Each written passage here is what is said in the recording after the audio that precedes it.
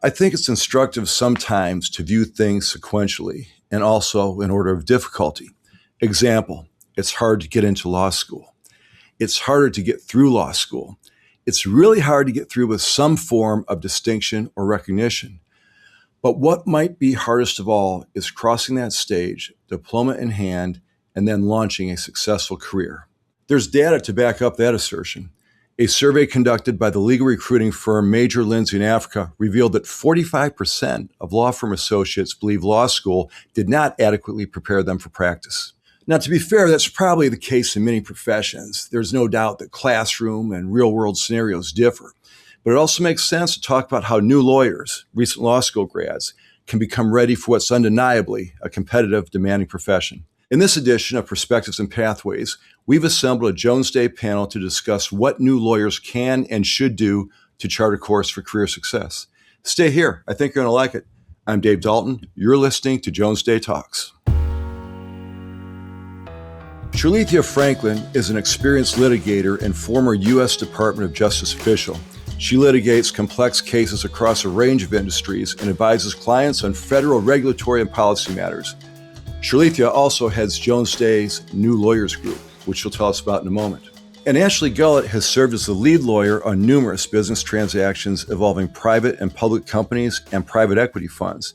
She was named among the top women in deal-making for 2023 and teaches an M&A course at the Ohio State University Moritz College of Law. And finally, J'Niah Kupoluyi represents clients in a broad range of labor and employment matters with experience handling claims under the Fair Labor Standards Act, Title VII of the Civil Rights Act, the Age Discrimination and Employment Act, and numerous other federal and state statutes. She maintains an active pro bono practice and is currently involved in Jones Day's initiative to combat human trafficking. Shirlethia, Ashley, J'Niah, thanks so much for being here. Thanks, Dave. Thanks, Dave. Thank you. You know, Shirlethia, let's start with you. Before we do the deep dive into today's topic and content, tell us a little bit about your background, who maybe don't know you, and tell us how you came to oversee the New Lawyers Group at Jones Day. Thank you, Dave. Sure. And I will do my best to give you the abbreviated version. When about the Jones Day New Lawyers Group, my background is actually not dissimilar from many of our new lawyers, a number of whom, like me, are first generation college students, first generation college graduates, or first generation lawyers. And my journey has taken me from a very small rural town in the Mississippi Delta, where I was born and raised, to college in Jackson, Mississippi, which is the state's capital, and to law school here in Washington, D.C., of course, our nation's capital. And in terms of the background from law school, after a one-year federal clerkship, I joined a law firm in Atlanta, where I spent 5 years, and then I moved back to D.C. in 2013 to join the second term of the Obama administration, first as a White House fellow and then as Deputy Chief of Staff and Counselor to the Attorney General at the United States Department of Justice. And I joined Jones Day immediately after leaving the government, and I've been here for just about 9 years. I can't believe how time has flown. And in terms of how I came to lead the New Lawyers Group, our current managing partner asked me to lead the New Lawyers Group beginning in 2023. And honestly, Dave, I can't say that I truly know why, particularly since I did not have the privilege of being a new lawyer at Jones Day. But I suspect that our managing partner's decision to have me lead the group likely included some combination of my varied background and experiences, which fortunately have given me the gift of relating to and connecting with people from all walks of life, which you really need when you're leading a group of over 200 young lawyers from around the world. I also think maybe it included my leadership experience, which you also need when leading over 200 new lawyers from around the world.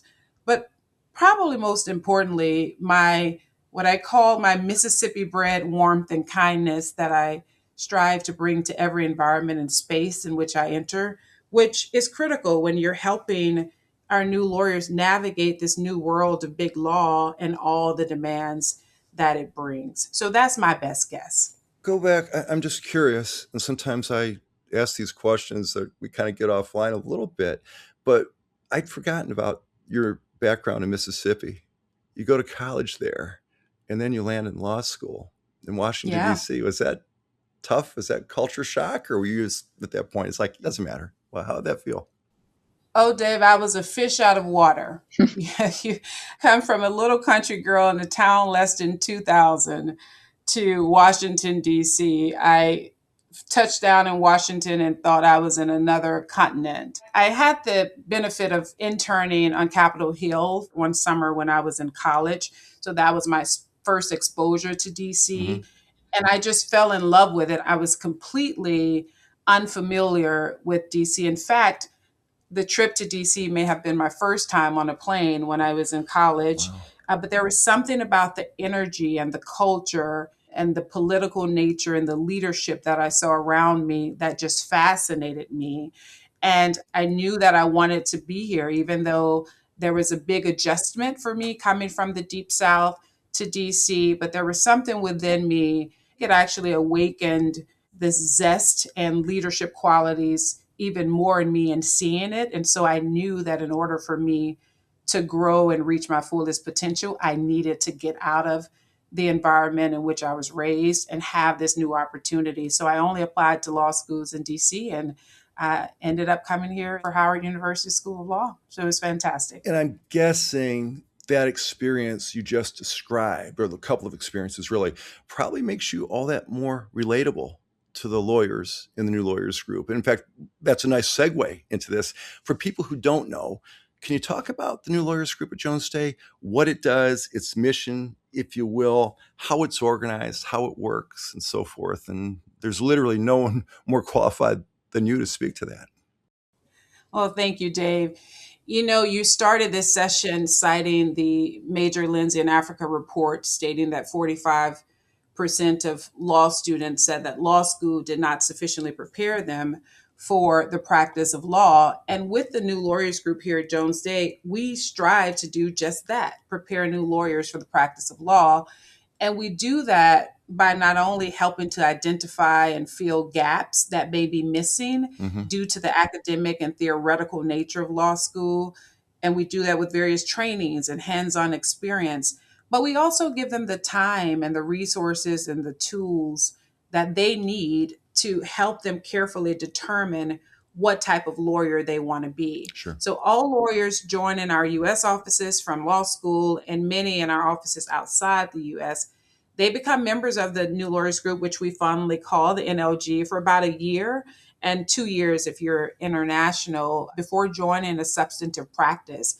And our judicial law clerks can decide whether they want to join the New Lawyers Group. And this group has existed at the firm for nearly 4 decades. And it gives these new lawyers this concentrated time to explore and decide on a practice focus. We provide them with a variety of practice exposure, lawyering styles, and trainings and development opportunities. And we think in the end, it helps them become better and more rounded lawyers in the process, but it also helps them understand this new world of big law that they're entering and the practical aspects of having to deal with very incredible but demanding clients, Mm-hmm. right? And Mm-hmm. having to work with associates and partners and getting to know the firm's culture. And so we really take time during that year or two of their New Lawyers Group experience to expose them to all of the practical aspects of the firm and our client work. And Dave, I do want to briefly mention that for me personally, one of the highlights of the NLG year is the firm's New Lawyers Academy. It's a 4-day extensive training here in Washington, D.C., where we bring all of our 200 plus new lawyers from around the world, all of our Mm-hmm. 40 offices, to DC for that week, where they hear from every firm leader and practice leader, partners and associates. They're truly immersed in Jones Day's culture, history, and then they learn a lot of substantive and interactive trainings that we have them participate in. And so, from my very biased perspective, this is one of the best things that the firm does. It's one of the best programs we host. And every year, to watch our new lawyers walk away from the academy with such a sense of pride and excitement about being a part of this firm and about being young lawyers is one of the greatest joys that I could ever have. And if I could just chime in here, Dave, one thing I would want to note too about the new lawyers group that I don't think a lot of people realize because we have so many lifers here is that the new lawyers group is kind of a unicorn program among law firms. Most law firms hire attorneys into groups where they have a need, but Jones Day, as evidence of sort of the long-term investment that the firm makes in the attorneys here, it sort of flips that on its head and looks at and gives attorneys the opportunity to think about what's best for them, right? And what do they want for their career? And that's sort of part of the new lawyer program. And it's truly, to Shirlethia's point, a gift to people who come to work at Jones Day because it gives you the opportunity to look at different practice areas. Sure. And Dave, Ashley is exactly right. And Ashley was our new lawyers group office coordinator for the Columbus office. And I miss her dearly in that role. She was fantastic in the role, but she's right. I started at a law firm that didn't have a new lawyers group. And to Ashley's point, Jones Day may be the only firm with this type of structure. And so I had to decide as a second year law student in the summer as a 22-year-old what type of lawyer I wanted to be for the rest of my life because I got an offer into that practice.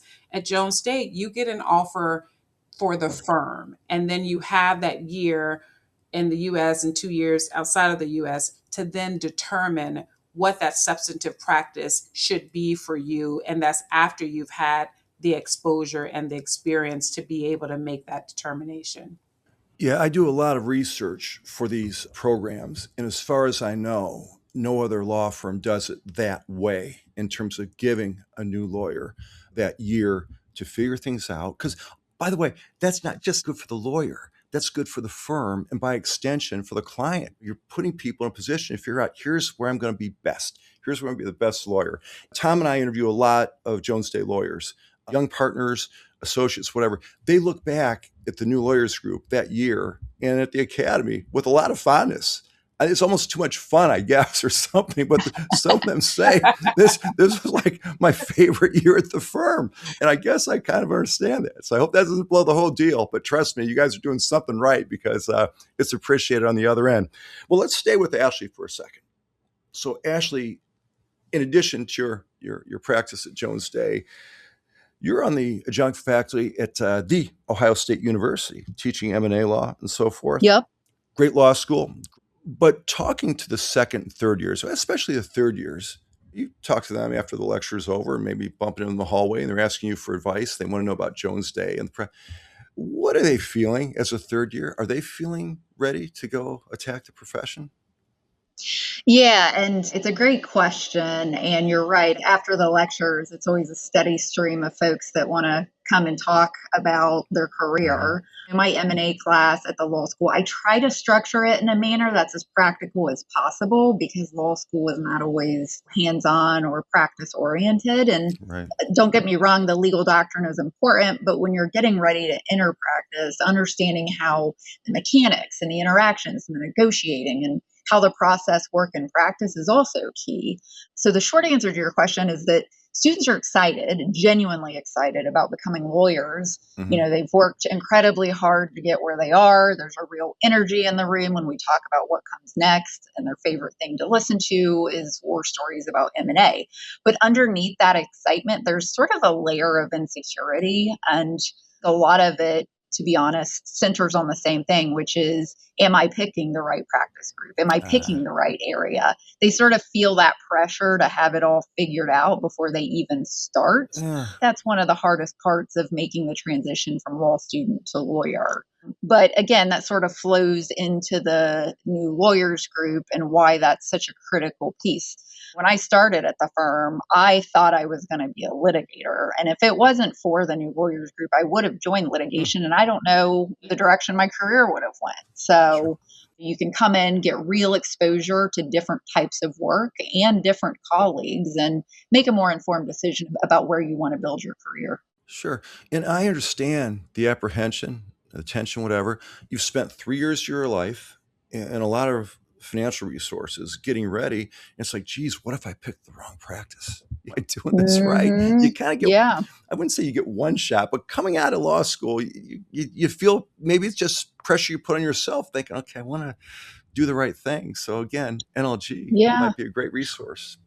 And the other thing that I see students stress out about, especially when it comes to M&A, because there is such a steep learning curve for new lawyers, is they hear me rattling off all these crazy buzzwords and they're like, I don't get this at all. M&A is closed off to me. But I try to eliminate that apprehension by telling them, look, this is something that takes years to really get accustomed to. I just want you to know that these are concepts that exist. I want you to be somewhat familiar that these things exist. Part of it, and we'll talk about it in a little bit, I'm sure, is you don't have to graduate law school and then suddenly be the smartest person in the room, regardless of what your family might think when they're calling you with all their legal questions. You just have to sort of focus on the basics and get to a place where you're distinguishing yourself that way.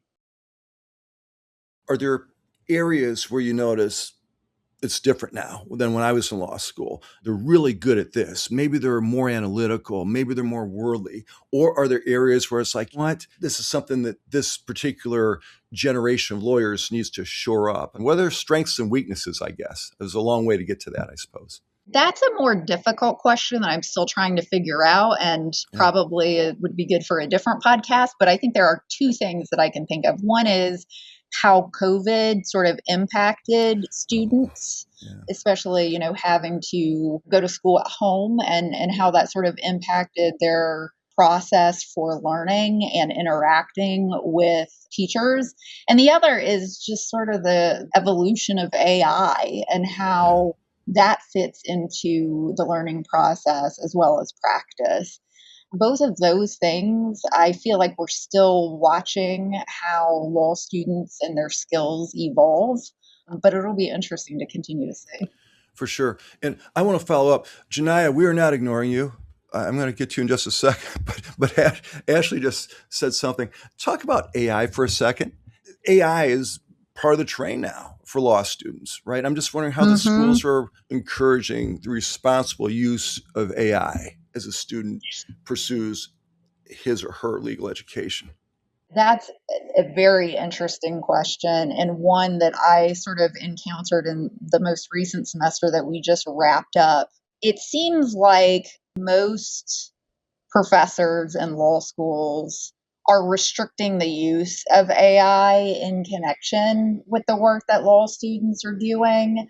Personally, I think given how much it's being used in practice and how a lot of clients are sort of expecting the use of I don't know that that's in the best interests of everyone. So in my class this past semester, I actually allowed students to use AI, but Mm-hmm. I required them to sort of submit a disclosure statement that told me how they used it, what their prompts were, how it affected their work product, and sort of any other analysis that came out of it.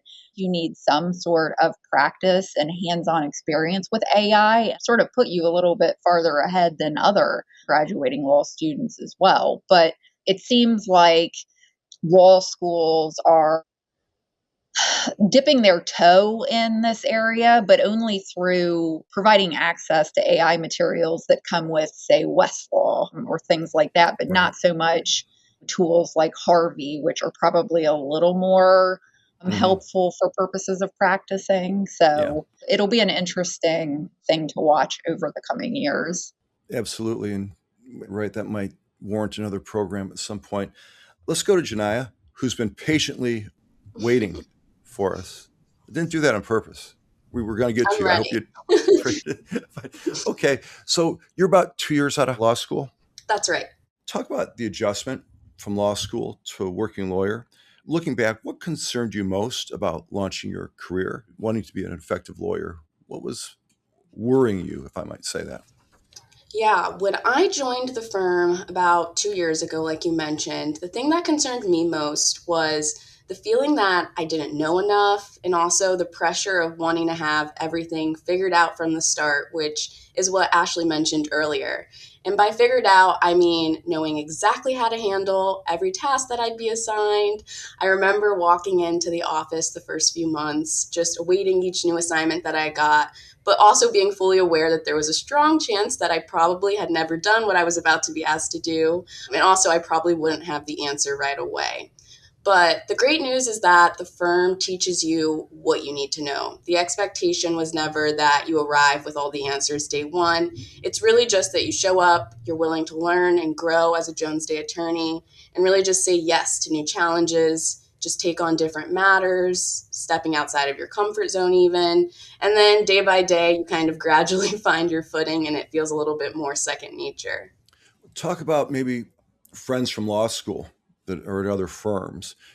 Were their experiences similar? They were at a firm with resources like a Jones Day in terms of mentoring, training, and so forth. What can a first-year associate expect coming out of the chute? Yeah, absolutely. Generally, I would say that our experiences were pretty much similar. Our concerns were similar. One thing that's great about Jones Day, though, right, is that new lawyers group. So during my first year, I have an accounting background. And so I thought I was going to be a corporate attorney. I really did love the transactional work, but also in law school, I did moot court and I loved the oral advocacy. And so during the new lawyers group, I was able to kind of dabble in both, which ultimately landed me in labor and employment. And now in my practice, I'm able to do both about 50-50. So I do transactional work and litigation. So in that way, my experience was different from my peers. And I've also just found great mentors within the group and outside of the group. So that's been incredible at the firm.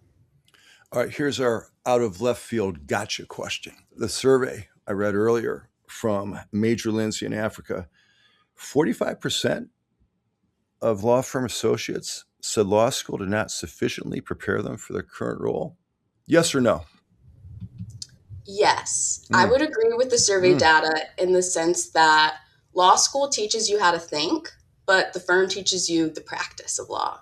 And so throughout law school, you're a student. And when you transition to a firm, that mindset of continuous learning that I mentioned earlier, that doesn't stop. But now there's these additional layers. And so none of it's impossible, but it definitely takes repetition. And like I said, a willingness to kind of figure out what works for you for your work life now. See, let's go back to Ashley for a second. Ashley, Columbus, Ohio, the heartland, perfect place to ask about people skills, soft skills, if you will. Things like good communication, networking, understanding a firm's culture, team player, so forth and so on. Can those things be learned or developed or nurtured? Or is it one of those things, well, this person kind of has it, he has it, she doesn't, she has it, he doesn't?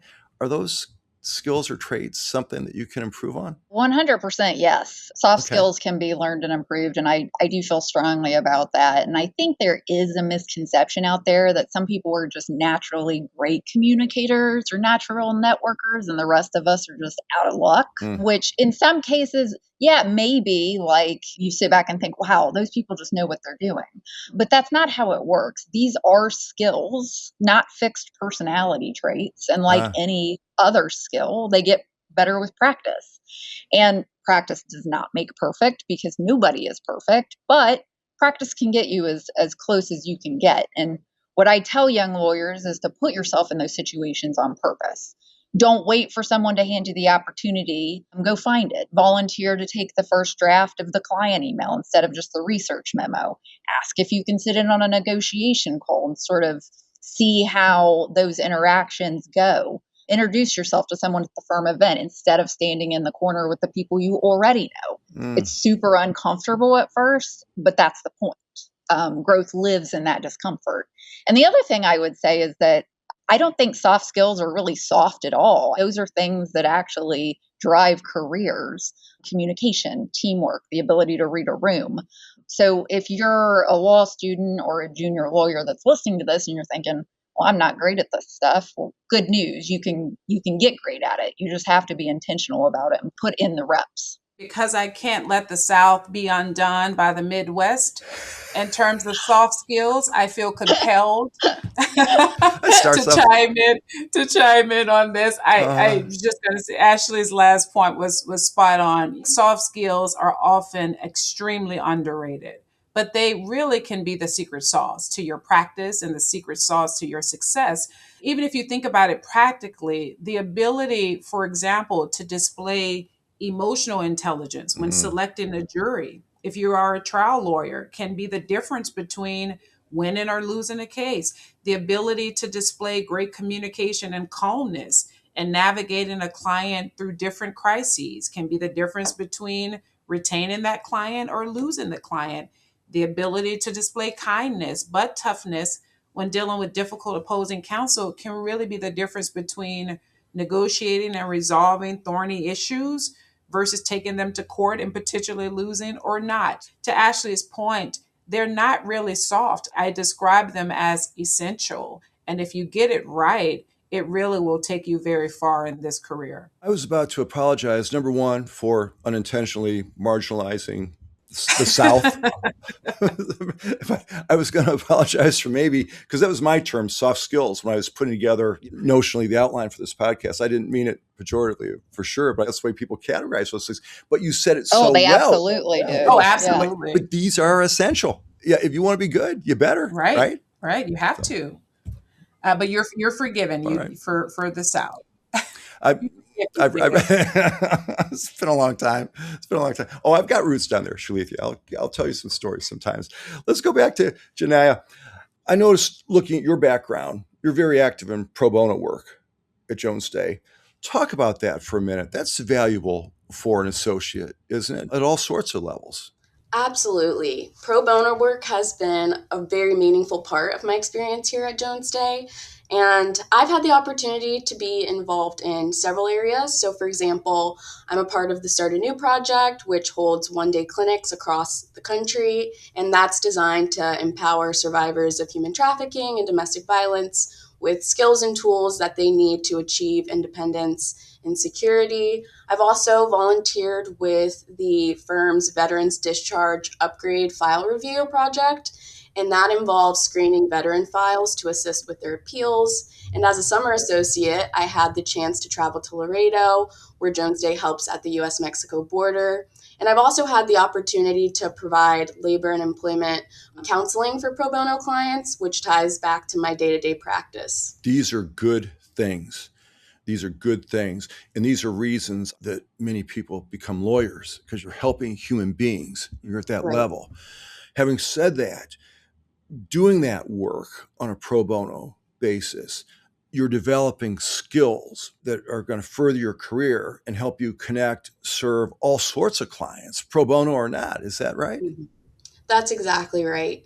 Pro bono work has also given me more stand-up opportunities as a more junior associate as well. The ability to just kind of take ownership over work streams. For example, like the firm collaborates with JP Morgan Chase, which is one of our clients on the Start a New clinics. And through that work, I've had the chance to communicate directly with the client, providing updates, leading meetings. And so those are experiences that I might not have had early in my career through just my other work alone.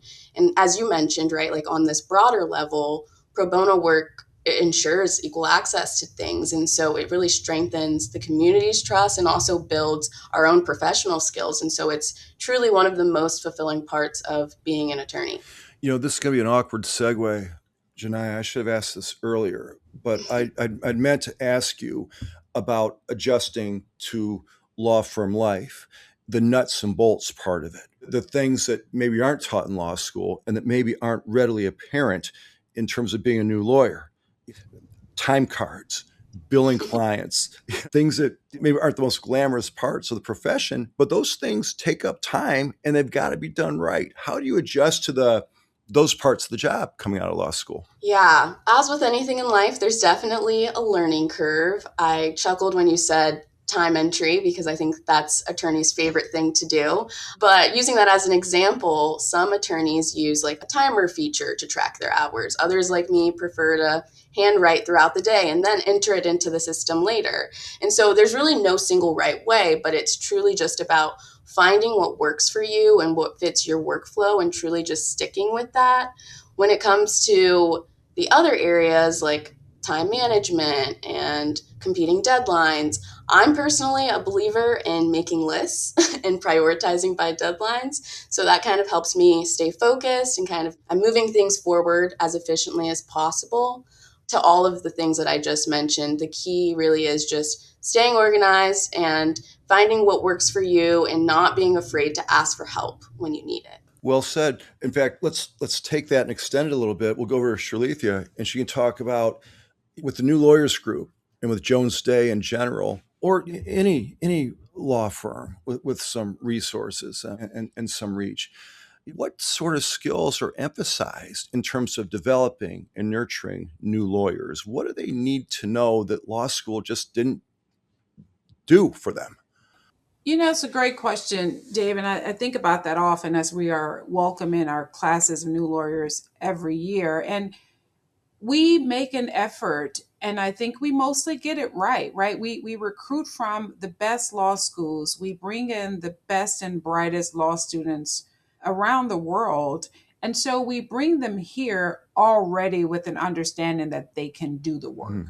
Right? So what we try to instill in them is we know you can do the work, but there's absolutely no substitute for hard work. We know you have the capability and the capacity, but we want to emphasize that you need to dig in, you need to immerse yourselves in the client and pro bono matters on which you're working and display that early work ethic that is unmatched, because being able to do the work is one thing, but actually coming in with this grit and work ethic that will really take you a long way. Another thing we try to instill in them is a positive can-do attitude goes a long way.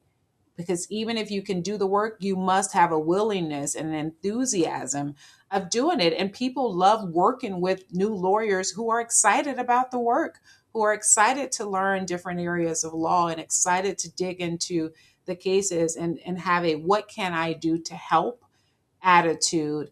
And also, we try to instill in our new lawyers, in terms of a skill, the ability to take initiative, Okay. display those early signs of leadership and initiative, and also go the extra mile. So do what is asked, yes, but then determine what else may be needed. I always tell associates it's both and. Yes, I'm going to do the assignment as requested, but as you're doing the assignment, just think through, what else can I do to help make this associates or this partners or this clients' lives easier, and just go that extra mile, because that is the thing I think that separates a good associate from an outstanding associate.